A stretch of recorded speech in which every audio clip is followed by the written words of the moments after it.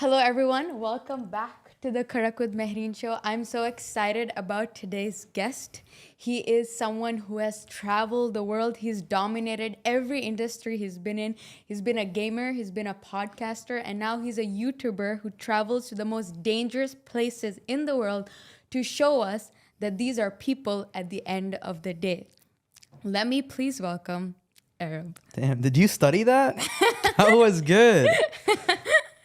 Well, was it accurate? How many times did you read that in the mirror? No times. It's all natural. Really? No, I'm kidding. Of course I practice it, but okay. So, was that accurate? Yeah, that was good. That was a great intro. I mean, I've heard a lot. I mean, there was actually a lot more that I could have added. I know that you met the most wanted man in the Middle East. Like the most wanted kingpin, you know. Okay, yeah, in the Middle East. And then the most dangerous gang in Brazil. And then you have an African wife. yeah, I do. You don't want to talk about it? You're like... No, I do. Decisions. I have one. That was it's crazy when that happened. I didn't really believe it either. I kind of want to... You think in India they'll like offer me a wife? No, I don't think so. Maybe next time I go to Africa, I'll collect like a few more. It's a good piece of content. Come on, it's reality, right? Like, is it just for the content? Yeah. It is. I'm not trying to, have a wife in Africa. Maybe. So I'll have a few. how does that work though? Like in Africa, because when you went there and they tried to sell her to you, like, was there a contract? Like, how does that work? No, there wasn't a contract. To be honest, because of how bad it is there, like the way they see America, they say it all the time in Africa is like greener pastures, especially in these slums. And because, I'm this foreign dude from the US, coming in here and taking care of them, showing them, like a good time and covering it all, they see a way out. Obviously I got along with the boys there. And so, but I had the advantage of being, people don't realize how desired a US passport is or a British passport is to people from outside these places. And so while we did have that, like, we were cool. We got along, me and the guys and the mom, and they were really cool people. At the end of the day, it was because they see a way out. They would work for it too. They want, they live in a shithole as to the rest of the world, so I'd say that's why. And for me, I saw it as like, oh my God, like this is reality. This is actually reality. I just met them, and within 48 hours, they've offered me their sister as a wife because this is how they see it. So I'll give them what they want. I think I could have even bargained it down to less than 5 cows. They would have done it for free. But I felt that, me buying the cows was a fair trade for taking that all the way. And right before I did it, I got permission from the brother too. I said, hey, listen, man, like, I want your family to think this. Like, please don't tell them, but is it fucked up if I go buy the cows and don't marry your sister? And he was like, no, man, they would like really appreciate it. Because at the end of the day, those 5 cows are like 6 months worth of payment there. Yeah. So, and that's at the size they were. They raise them for 6 months and then they sell them off. So like, it was a blessing. And what I'm trying to show is that the people in the first world see that video and they go, this is disgusting. The people in the video appreciate it. Yeah. So we're stuck in this loop, online, where there's so many people that are quick to judge something or comment because they're focused on looking at the negative impact of something. They're looking, if you look at something and you're looking for the negative in it, you'll find the negative. But if you're looking at something and you're looking for the beauty in it, you'll find the beauty. And what you notice from seeing so many comments, okay, you go on a YouTube video and you're seeing comments on one video. I'm seeing all these comments in one place. So I'm seeing thousands of comments, okay? I used to be a live streamer reading thousands of comments. You realize how, brain dead the world. You show them reality and they get still uneducated. Yeah, like so uninformed. They think that them typing some hate message or feeling bad for someone who isn't, like, let's say I do that. They think I'm taking advantage of the family. The family's getting an equal, if not a greater trade. They're happy. I'm still in contact with them. I was talking to them yesterday on how to build a business to get out the slums. Wow. Like I chat with these guys and I take care of them. Yeah. People don't see that. Yeah. They see a short. Oh, fuck. They comment a piece of hate and they scroll to the next short looking to comment hate. And you ever go to like a hater's account? If you ever click on a hater's account, you like let's say on Twitter, for example, the replies are all hate, not just to you, to 5, 10 other people. Or they have this negative energy within them that they want to leave out to the world in some way or the other, and that's how they. So yeah, that's the story about my wife. We went on a good tangent there. But when you go into wherever you've been, all these places that you've been, in one way you are kind of eliminating people's stereotypes that they have in their heads of these places through these videos. Or pushing the stereotype. You're reinforcing them, but by providing them more education of why that happens. Look, at the end of the day, I'm there to have fun. I'm living an adventure. And the adventure that I like to live is adventures that most people can't due to their fear or their lack of communication abilities. I want to show a perspective we've never seen. You've had people go in and do these kind of things like Vice, but they do it a lot of the time with a leading question or trying to fit some sort of narrative, only going for the dangerous undertone. I want to understand what's actually behind these people when they're not being a gangster. Are they go home to a family, they have kids, how are, for example, gangsters who are walking around in AKs invading other favelas, how's their love life? Do they have the same issues that we have? What are their issues that they live with? Things like that. I want to understand and it. What did you find like? They were super cool when I was there, especially in Brazil. They were super cool. We went and played pool after off camera, and I always try to bet with whoever's showing me around or whatever on a match of pool. So a lot of times in these places they have pool tables. Their tables are always a bit fucked up, so they have an advantage, right? Because they know their table, I don't. Yeah. So I always bet them like a fair amount that will make them feel a bit of competition. And if I win, I'll always use that money to buy the rest of the bar beers. Oh.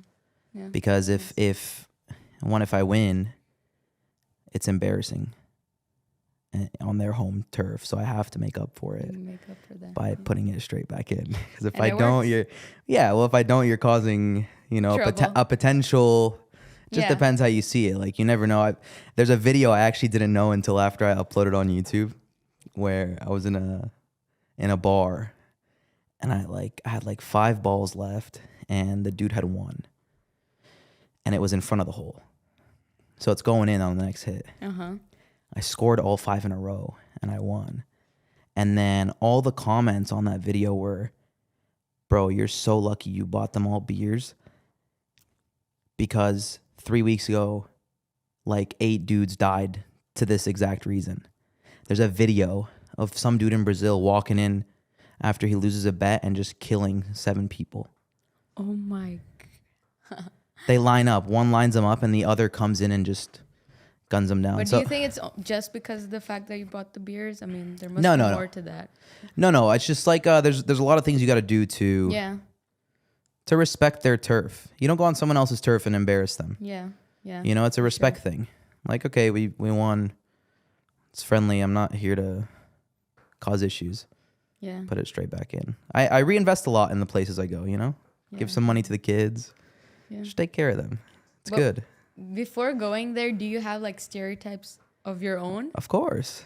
And then do you think those stereotypes of your own are like what happens to them when you go in? I think I'm trying to break them when I go in. Even before going in? Yeah, Are I you think trying to eliminate those biases? yeah, by asking them, you know, Questions, yeah.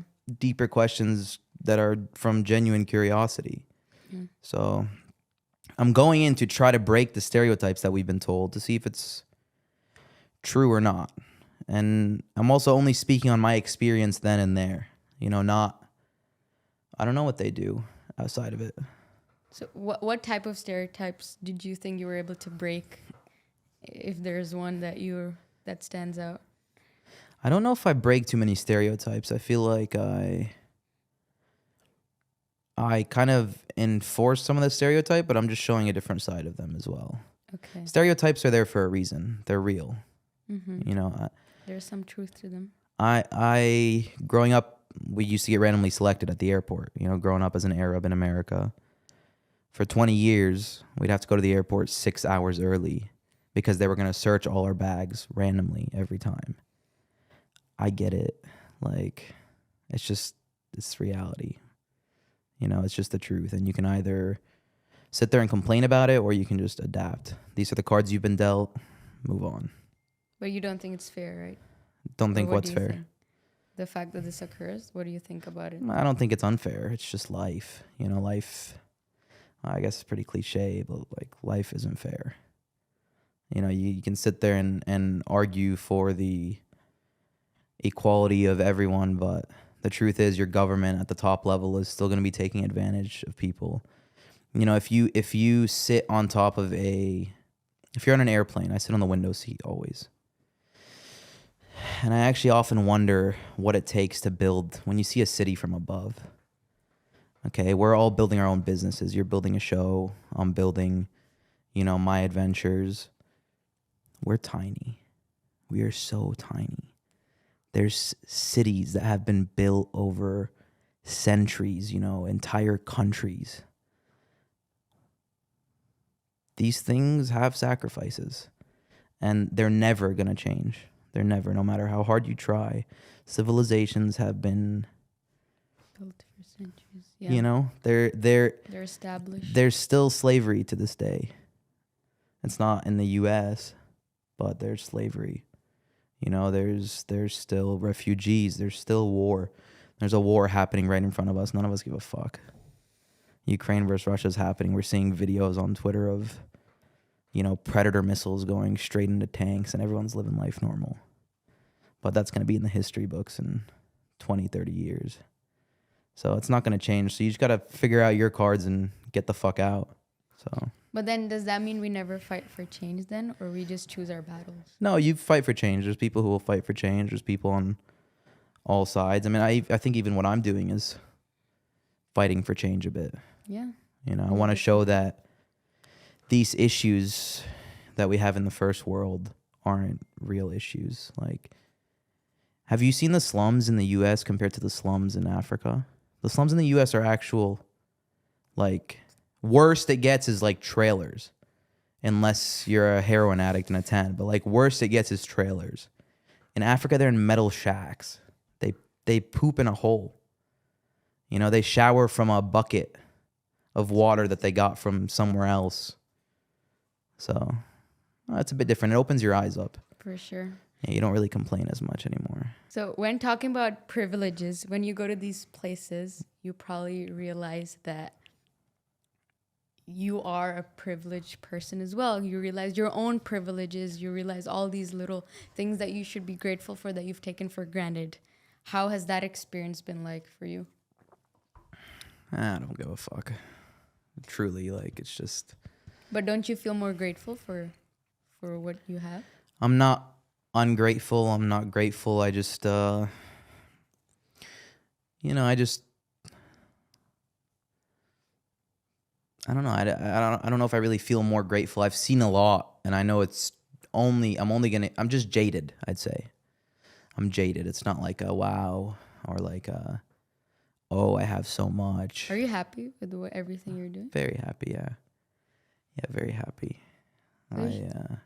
If you're happy, then why do you think you're happy right now? I'm living life. Yeah, I'm living life, and I hit 1 million subscribers tomorrow. Congratulations. That's incredible. That was my childhood dream 7 years ago. So it's happening tomorrow. Yeah, and how does it feel? Great. Yeah, it feels amazing. And in this scenario, you don't feel grateful? Yeah, I do, but it'll hit me tomorrow when I see the number. No, I do feel grateful. But at the same time, I have to just keep building, so I'm not going to sit here and dwell on emotions. I'm just going to keep tackling. I know, like, you have some crazy stories, but I want to know more about, like, how they've impacted you as a person. It's a good question. I'm just jaded, I'd say. Very, very jaded. So you're kind of neutral. Yeah. I have to be neutral with what I do. But then if you're always neutral, like, do you take the time to actually pause and look at everything that you've done? Like, don't you think that's an important part of the process? I'm trying not to pause right now. I got good momentum, and I just got to keep focusing on it. I'm trying not to pause, get through all the danger early on so I can have some kids later. So you'll have that reflection time soon in the future? I reflect a lot. Like, I spend a lot of time alone. You know, most of my travels are solo. Yeah. I have to meet new people. I pause. I definitely spend a lot of time alone. But I'm not going to sit here and dwell on... What's the point? Like, what am I going to... Do you not think that'll push you further? In what way? As in, doesn't it motivate you that you've come so far and that you can go further? Yeah, I know I can go further. I plan on going further. For sure. But what does further involve at this point? It's up to you. In 7 months, I've somehow hit some of the craziest slums in the world. Met the most wanted kingpin in the Middle East. Like, what does going further mean? What level of danger do I have to hit before, like... I mean, further doesn't... before we're satisfied, like... No, that's entirely up to you and to your goals. And it doesn't have to be, like, the most dangerous place in the world. It just has to be what you imagine your future to be. Yeah, I imagine my name up there with the greats of documentaries or, you know, of movies, whatever it is, whether it be making movies about these stories later or, you know, being like Ross Kemp or Anthony Bourdain level, where people just look at your work and it's different. You know, when you think of Sacha Baron Cohen, you know, there's nobody like him. When you think of Ross Kemp, do you know who Ross Kemp is? No. Well, you can see from my face. There's nobody like him. You know, these are people that do things that nobody's been able to really replicate. Dave Chappelle, for example. I see myself eventually, after doing all these things, maybe pursuing stand-up. Yeah, I really value comedy. You've dipped your toes in it a little bit. Once.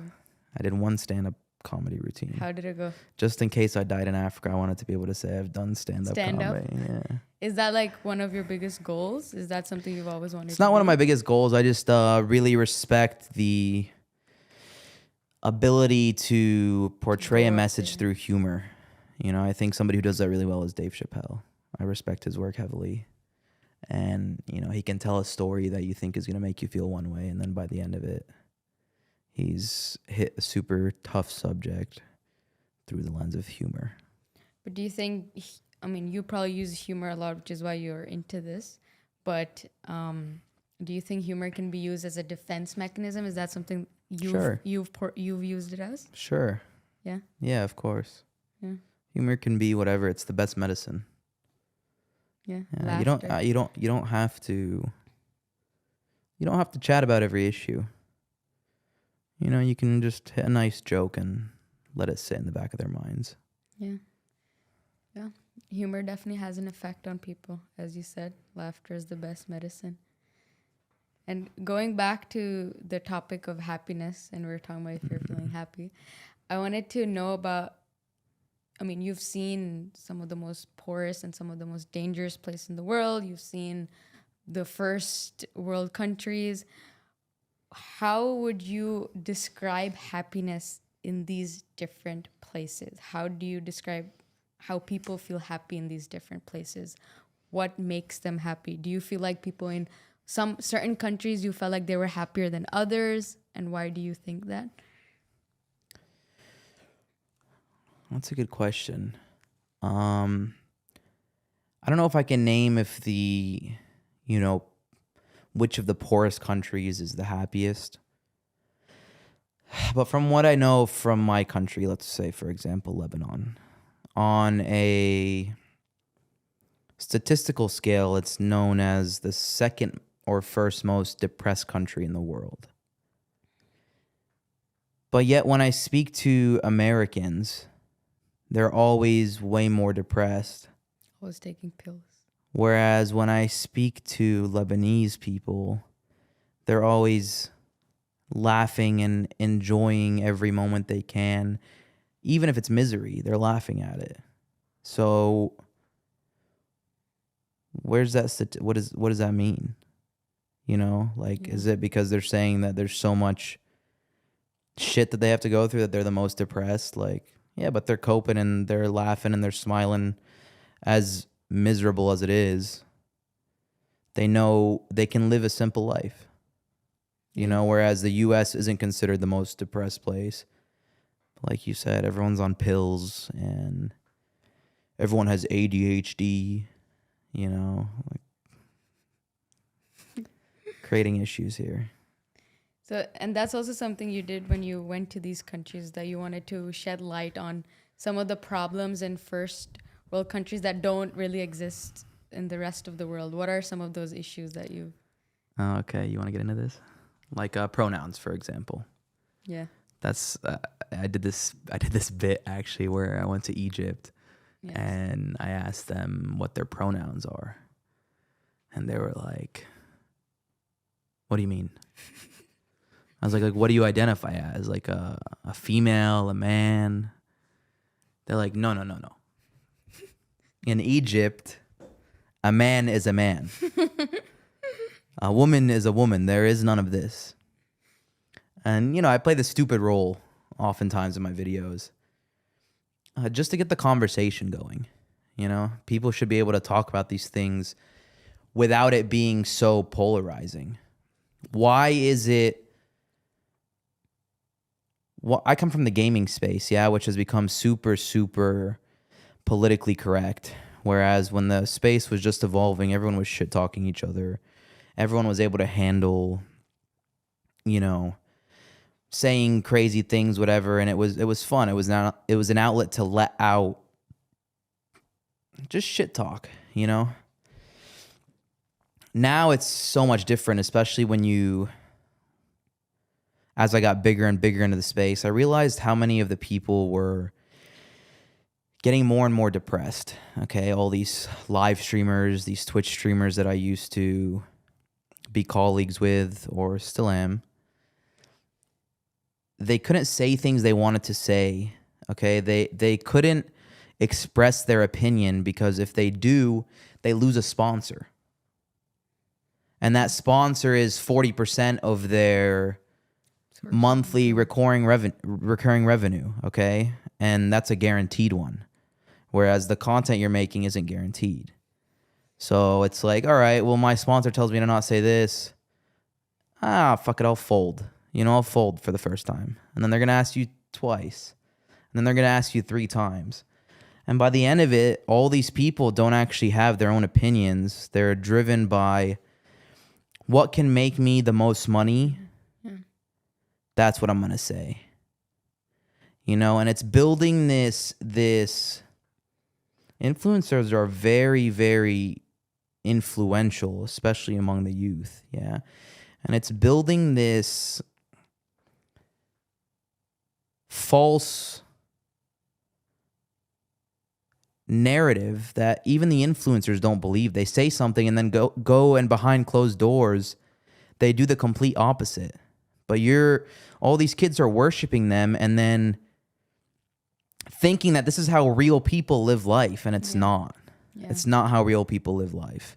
These are people who are getting paid to express a certain opinion, and sure, eventually they start believing it, you know, after 4 or 5 years of being told to say that, like, it's standard. It's your way of life.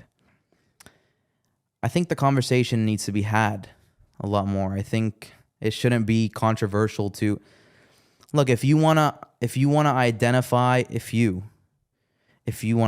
as a male, sure, like, go do it. Maybe I'll think, you know, you got some mental issues. I'm not going to hate you. But the conversation should be had that what you're saying is wrong. You know, it'd be a shame if you identified as a male. But that in the US is being pushed like, yeah. Okay, before it used to be like, okay, if you had a different idea and it was wrong, well, I'll tell you it's wrong. Now it's like, fuck it, like, cancel this person. Yeah, or like, oh, my 6-year-old boy, you know, held a Barbie doll.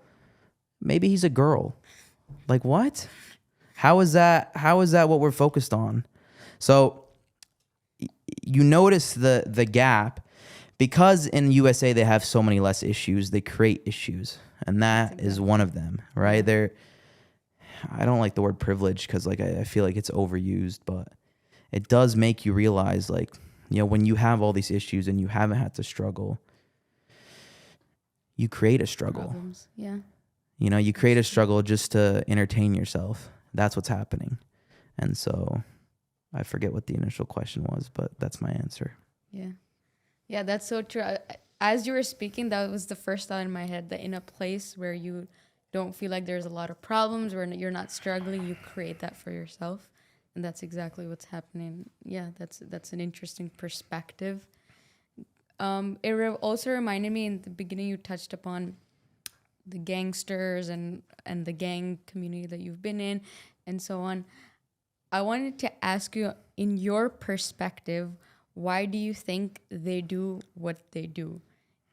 In just what you've seen, a lot of people judge how whatever people's occupations are, what they're doing. I mean, everyone kind of thinks that they have the right to judge other people, but circumstances lead to a lot of things. So from what you've seen and from the conversations you've had, why do you think they do what they do? Let's say you end up somewhere in, like, the Congo, okay, for some odd reason. You want to go to the Congo? Sure.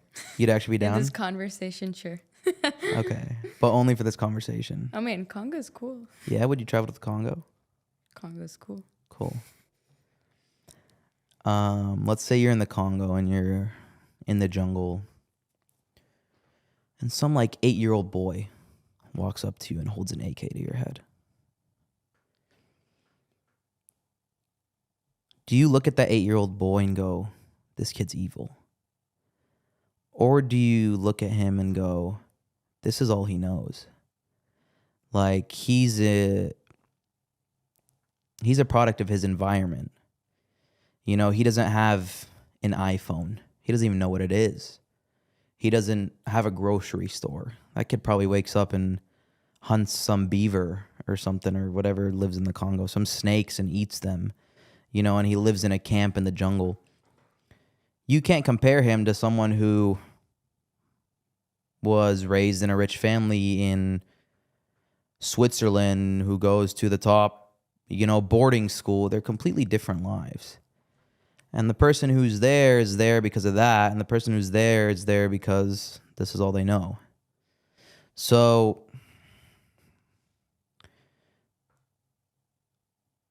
I'm not there to blame him.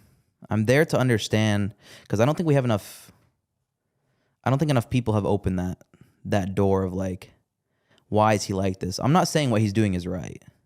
That's not what I'm here for. Trying to justify or just trying to understand him. I want to see, and especially if they, I think humans communicate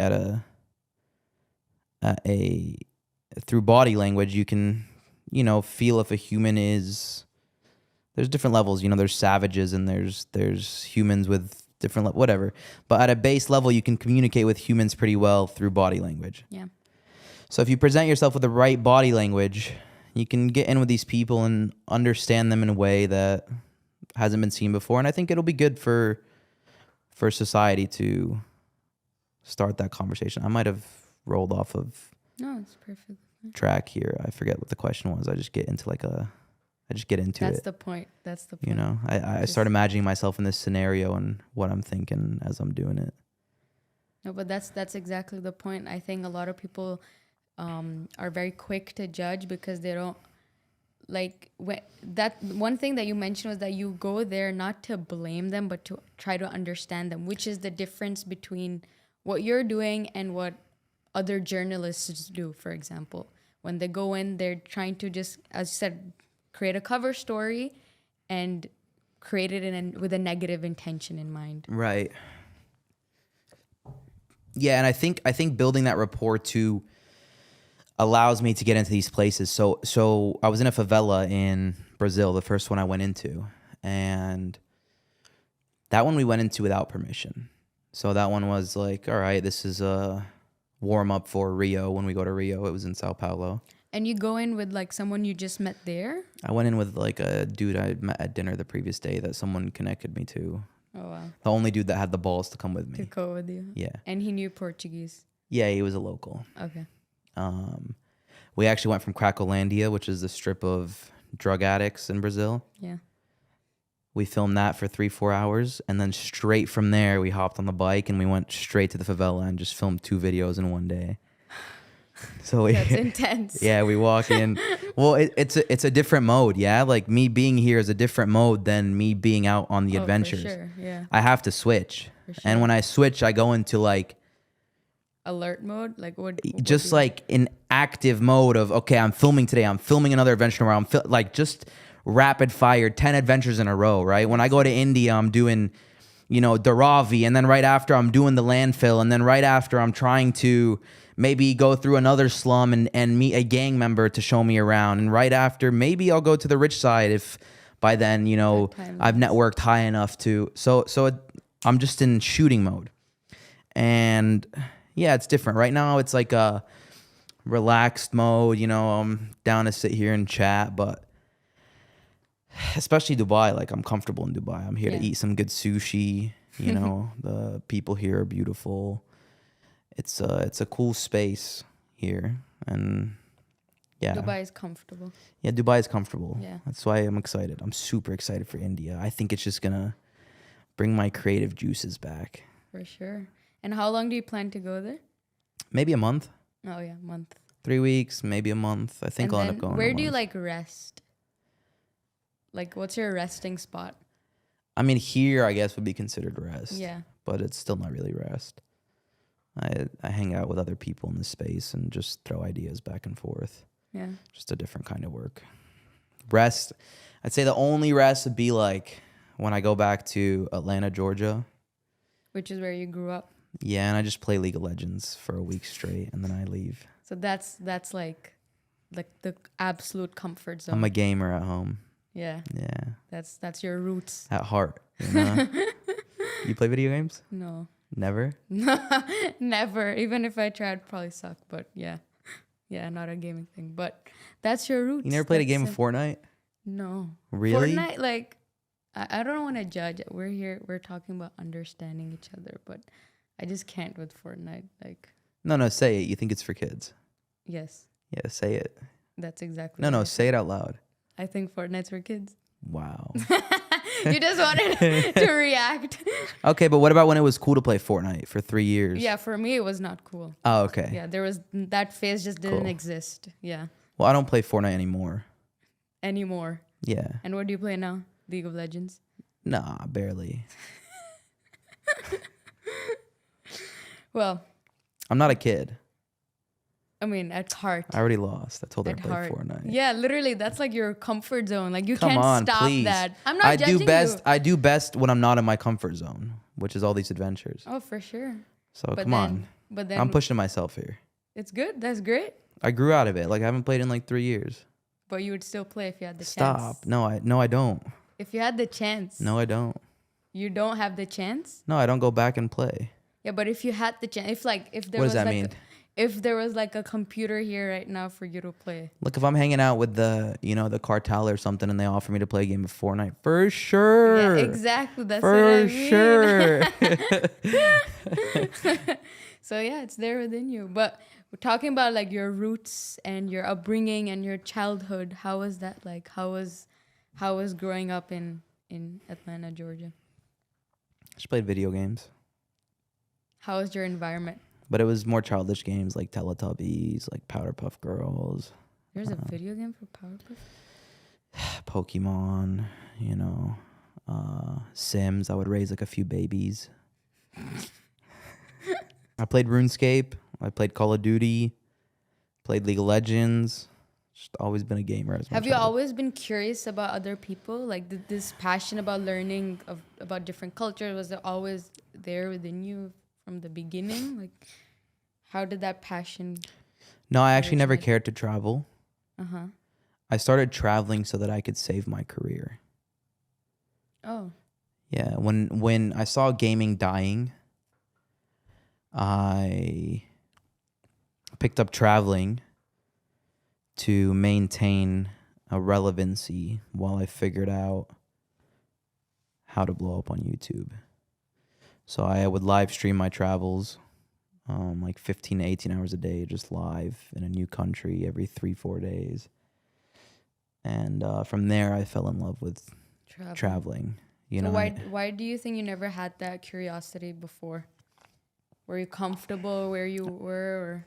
Yeah, I enjoyed gaming. I turned gaming into a job, and then when I couldn't do what I loved anymore for a job, and when I actually didn't really love it as much anymore because it had become a job, I just needed something new. I always just chase what I enjoy. So then when you started traveling, is that when this idea came about? Like, you wanted to know the local people better? Where did this idea of going to the most dangerous place in the world, how did that originate? So I saw an opening in the market for something that nobody was doing.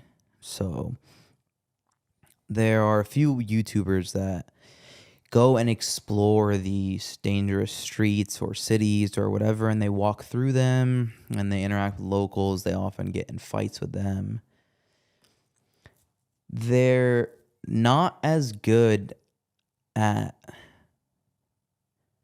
being friends with them. Well, I knew I could do it better. Okay, I knew these people were in this niche, and Vice announced bankruptcy. Okay, and nobody has filmed, like, these people are walking through, but why not befriend the people there instead of getting in a fight with them? Why not get deeper so we can understand how they think rather than just walking through and trying a local street food? So when I came in, it was more to just explore and walk through these places. Then I realized how easy it was to actually befriend these people if you just gave them a chance. So it became more and more just a natural thing. Just a natural progression of like, oh, okay, well, that was really easy. Like the first one, I was scared shitless. I'm exploring these tiny metal shacks in South Africa, which is considered the most dangerous. Cape Town's considered the most dangerous city in the world. Scared shitless, but then it just did it like once, twice, 3 times, 4 times. Oh, they're all pretty cool, as long as you just take care of the area. Respect them. Yeah, respect them, take care of the area. Oftentimes you're in and out before something too crazy can happen. And yeah, that's how the natural progression Are you always cautious when you go to these places? vary more than people think. Yeah. Yeah. Your mind. There's a lot of simple things that people don't see. Like what? I don't know if it's good to leak the strategies here. Exclusive. Yeah, it's just you take care of people. The world runs off taking care of people. I'll say one thing. I like to always especially befriend the children in the area and the mothers. If you get introduced to a mother by these people showing you around, even if they're dangerous or whatever, and you're on the good side of the mother, you're safe. As tough as these gangsters are, the mother's the soft spot. So, yeah, if you can befriend the mother or the kids of the area and just treat them well, you often break a wall that is quick. You break the wall quickly. Have you always been good at making friends? Was this just a skill that you had from the beginning, or you kind of had to put in more effort to? Yeah, my mom definitely raised me to be a good talker to the other parents in our area and stuff like that. So, because considering the fact that you would game all the time, I wanted to understand, like, how was your conversational skills from your childhood? Yeah, oftentimes gaming was about the trash talk. It's always about one-upping the person faster than they can one-up you. Okay? It's not about winning the game. Like, you win the game, sure, but you're winning the game so that you can trash talk. And what's the fun? Like, what do you find entertaining in that? Have you ever been outclassed in a conversation? I mean, of course, that's happened. But not just intellectually, in a one-on-one trash talk conversation. Yeah, like probably. Someone is just smarter at the insults and they hit. No, you never. It's a guy thing, maybe. Perhaps. Yeah. Because I don't like. Girls lie to each other. They'd say like, They "Oh, don't lie to each oh, other. you look great today." She's a bitch. No, Yeah, that's not what we do. that's what girls do. You That's a stereotype. Girls wear makeup. Girls wear makeup for other girls. Girls don't wear makeup for guys. Girls wear it for themselves. Nah, you don't wear makeup for yourself. You wear it for Nobody themselves. wears makeup for themselves. Of You would not course you decide do. to spend 40 minutes It doesn't doing. take me 40 minutes, and Yeah, it doesn't take you got for nice most natural people beauty. Are you wearing makeup right now? a little bit, but it doesn't take you 40 minutes. It's not. That's a stereotype, and which you're not even trying to eliminate, by the way. Me? Yeah, of course. Like that's a clear stereotype of girls, and of course, girls like makeup. Of course, girls can wear it for other girls for themselves. Women are ruthless. Like when a guy hates a guy, it's like whatever. When a woman hates a woman, they're ruthless. Okay, savages. Even worse than the gangster level savages that I'm speaking to. Yeah. Don't underestimate the power of an angry woman. I can underestimate the power of any woman, but I would agree that angry women have this instinct, have this, I don't know, this unimaginable level of strength in them. So You got an angry side? everyone has an angry side. I don't really have an angry side. Of course you do. Nah. You're a human being. You have an angry side. It's What very, makes you angry? It's very, very like Rare, but it does happen. rare. By what? I don't know. What like pisses you off? Nothing really. If you remember from your childhood or from, I don't know, any moment in time when you were annoyed by someone. Of No, course that's I always stopped myself if I got pissed off. It's like, all right, calm down, control it, practice some patience. So it does happen though. Not really. But you just said that you always control it. I mean, I don't know, like now you're just digging for something. I'm just understanding It you. doesn't happen. I don't really get mad if there's any even like. Well, Yeah, look. If the speed limit's 75 and you're accelerating, you can stop at 74. It's pretty good, right? Come on. I got the point across. 75 is anger. Okay, so when does it reach that 74? Like when does it start boiling? I don't know. I don't think about it. Do you think you manage your emotions very well? I'd like to think so. How do you do that? I have a weakness. I consider all areas of discomfort, etc., just challenges to overcome. But did you always think that No, it's definitely something I built up. when you started traveling? I don't know. There's a good period of 2 years that I've been traveling that I've learned a lot. I can't tell you all the lessons, but I've definitely learned a lot and changed a lot on how I portray my stories, or how my mood is, or for example, when I'm not in adventure mode, I'm very, very calm. I'm just calm. I like to crack jokes. I like to chill and bounce ideas. There's different sides of me, There's the flirty side of me. There's the philosophical side of me. Just depends. And when you're in adventure mode, how is that like? Are you stressed a lot? No, I'm not How stressed. does that feel? I'm not stressed. It's more that I'm observing every single thing so that I can ask as many questions as possible to learn as much as possible in the time that I'm there. One, that makes for good content. Two, it helps me understand better and climb my way through the ranks as fast as possible, to film a good video. So, Are you still in touch with a lot of? I know you said one of them you still talked yesterday, but I try to stay a good 2, 3, maybe 4 people away from gangsters, that kind of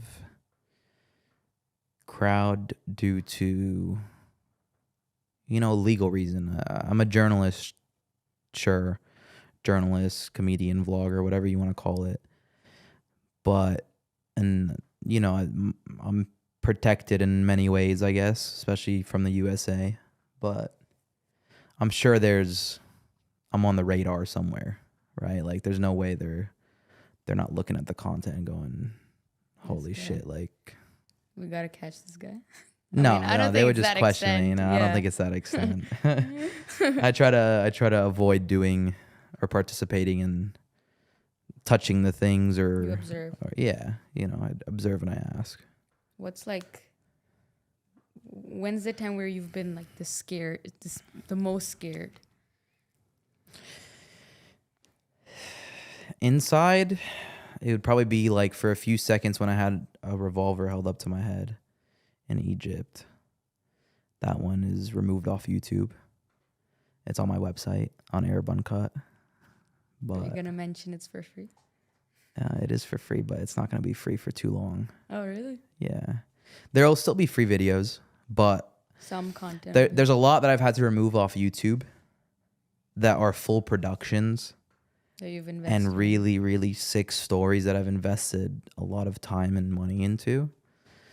And I've had to remove them for a various number of reasons, whether it be request from the people in the favela or request from the people that took me there. And I do it, I'm not trying to cause issues. The video can still exist on a side where it doesn't bring in any dangerous, implications to these people. Yeah. So, I remove them. I listen. It sucks because they're often the best videos.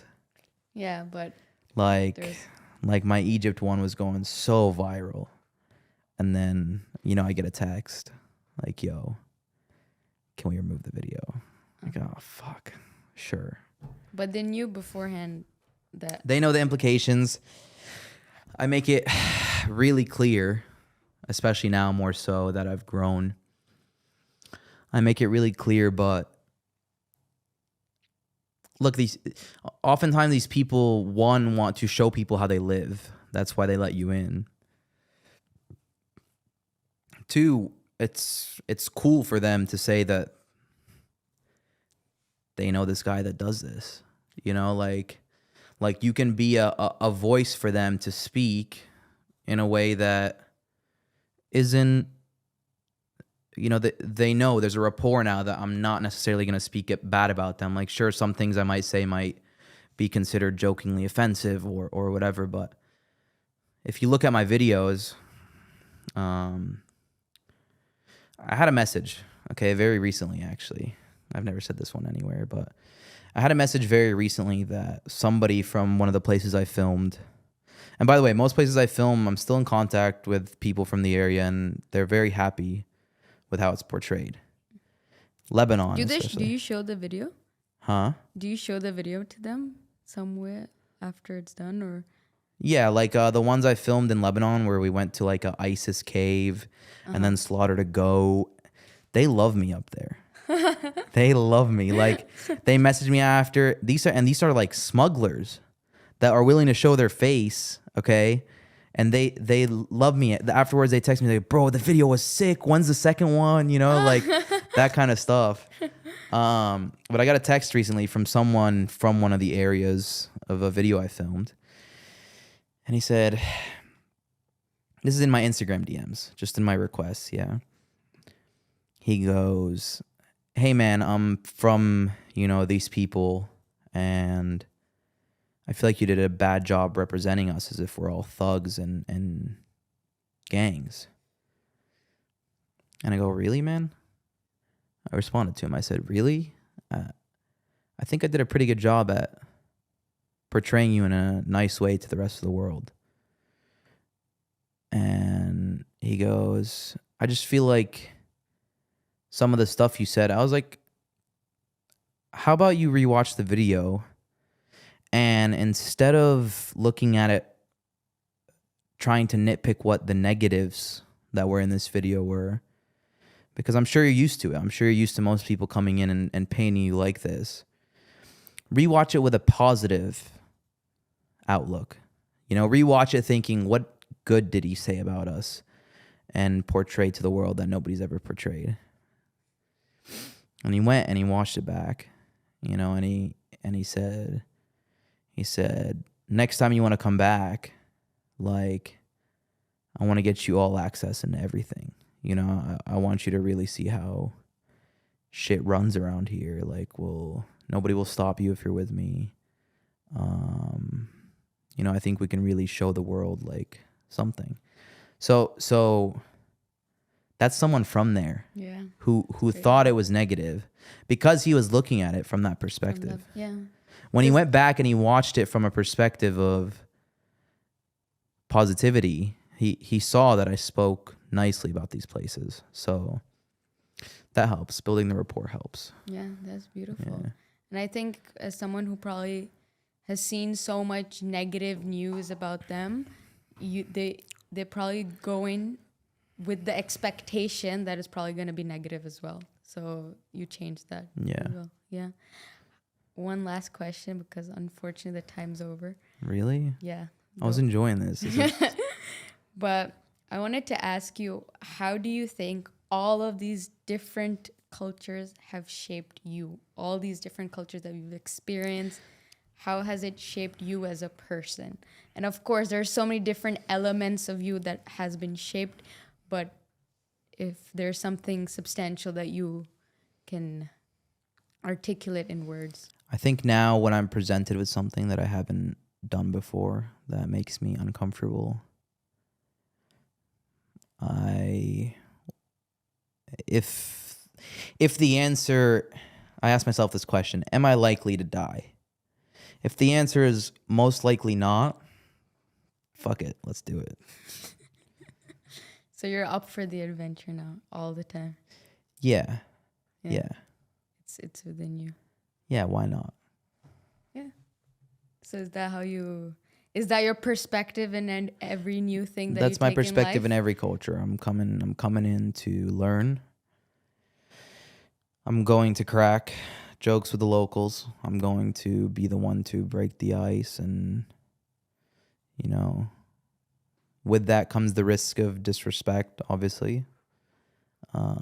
It's part of throwing a good joke in there, but as long as I don't make the wrong joke.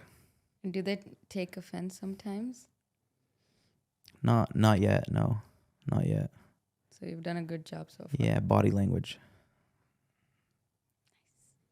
Thank you. Yeah, thank you. Thank you very much. We have ended. We can do a little. Oh, we did it in the beginning, but we can do it again. We did You in the liked beginning. it. Yeah, I usually end by doing the cheers thing. I didn't want to be disrespectful, so I drank it. You liked it. There's more, and I'm sure you want more. Did you like it? Yeah. See, everyone liked it. Everyone.